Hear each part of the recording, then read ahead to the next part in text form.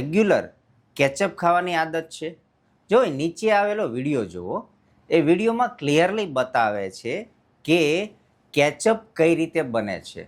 વિવિધ પ્રકારના artificial chemicals, colours, ડાય વગેરેનો ઉપયોગ કરી અને કેચઅપ તૈયાર થાય છે કે જેનાથી પરિણામ એક જ આવશે. શું? તો કે કેન્સર.